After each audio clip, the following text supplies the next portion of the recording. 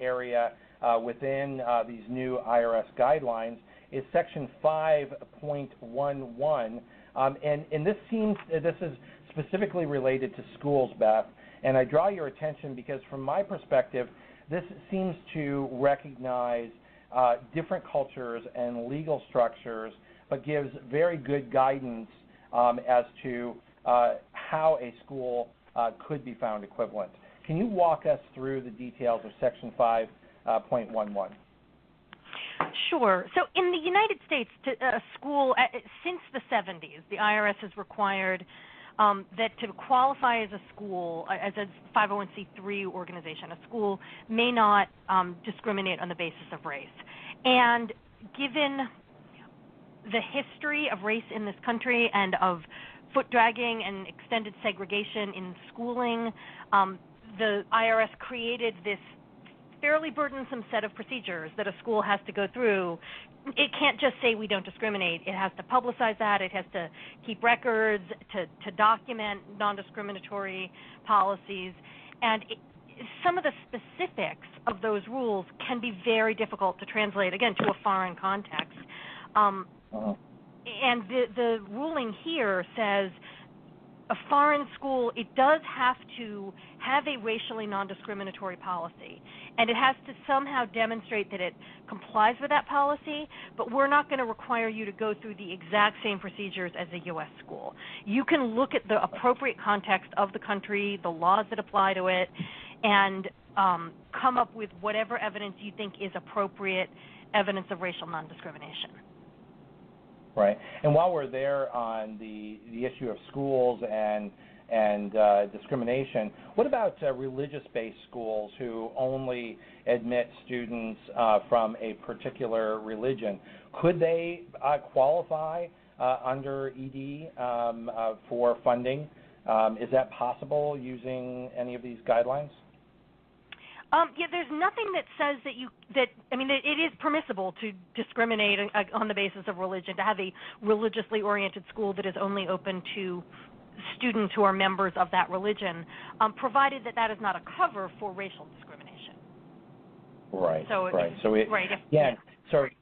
it's sort of the professional aspect of being able to divine the difference between that really suggests that you've done this before. And that you have seen the evidence, and you're able to, again, in putting together the certificate, working with an organization like CAF America and our advisors who have the expertise in this area, the underlying premise here is that in making an international grant using equivalency determination, there is a good faith reason for you to have reasonable reliance on that opinion. Moving along and watching our time here, I want to draw our audience's attention, and yours, Beth, to Section 6.03, and this is so important because many organizations are new. They don't have 5 years experience, and it looks to me, again, like this is codifying best practice in an area that many of us have already had to maneuver, but there were not specific guidelines in the past. Yeah, that's right. I mean, it is coming to the legal conclusion that I think we had all, or many of us had arrived at by reasoning from sort of the nature of 501c3 and how new U.S. organizations are treated. But this ruling makes it really clear that a new organization in existence for less than 5 years can qualify for equivalency. And in fact, there's an example at the end that talks about an organization that's really brand new, and there's no concern about it getting an equivalency ruling in the same month that it's created, so long as you have all the information that's needed to reach that conclusion. That's right. And that really is very, very important because, as you said, those of us who are professionals in this area and do this for a living, on behalf of those who really just want to be charitable, they want to be philanthropic in their support, but they also want to make sure that they're guaranteed of regulatory compliance. This has been an area that has been a concern in terms of potentially going too far out on the limb, even though, as you said, many of us have sort of come to a comfort place with divining from current regulation and practice. This really is giving comfort to those best practices within these new guidelines, and potentially opens up opportunities for those that are new or less than 5 years and wouldn't normally have as clear a path to qualifying under equivalency determination. Yeah, that's right. It no longer is a matter of reasoning. It's a matter of it says it right here. Like we can totally rely on it. Says it right here. And talk about saying it right here. I mean, you read through this entire document, which again we started off our chat here today saying, you know, how odd and nice for us that are in the business, how quickly this was established and sent out by the IRS. This actually came into effect, these new guidelines, on September 14th of this year, 2017.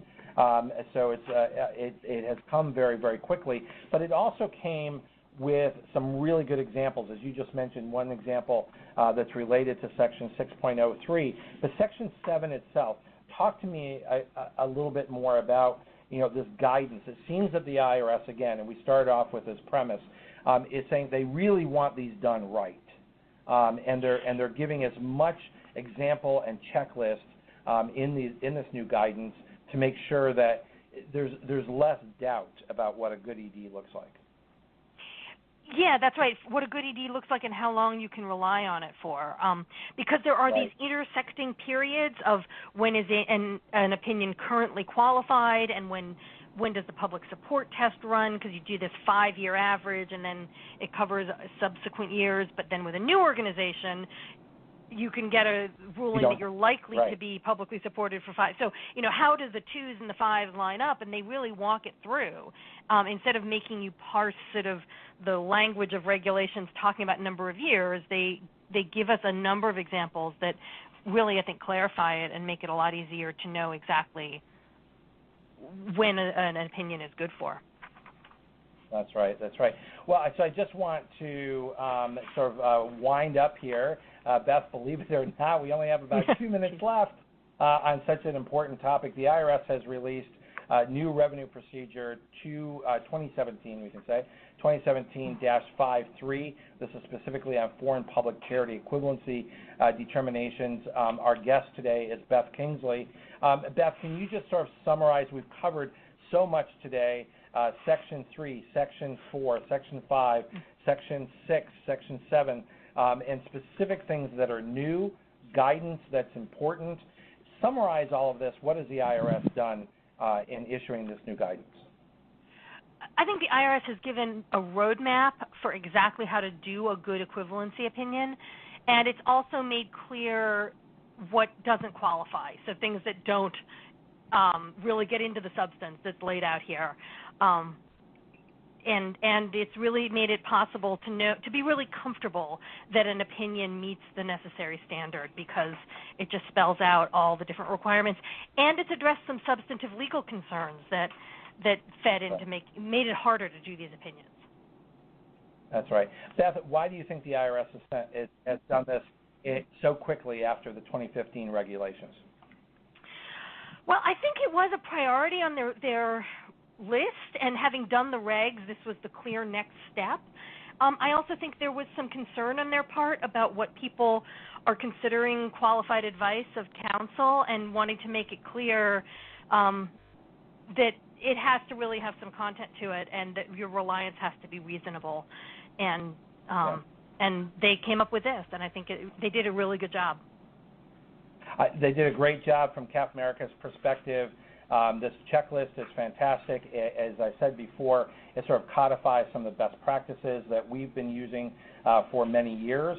And I think, it's fair to say that there may have been some concern on the part of the IRS of some out there who may be issuing ED certificates that some people might see as sort of questionable or sort of, ED light. I think this really solidifies what is a really good ED, what can a grant maker rely on in good faith, and now we've got these new guidelines. And Beth Kingsley, thank you so much for your expert advice, and thank you for being our guest today here on the CAF America Radio Network.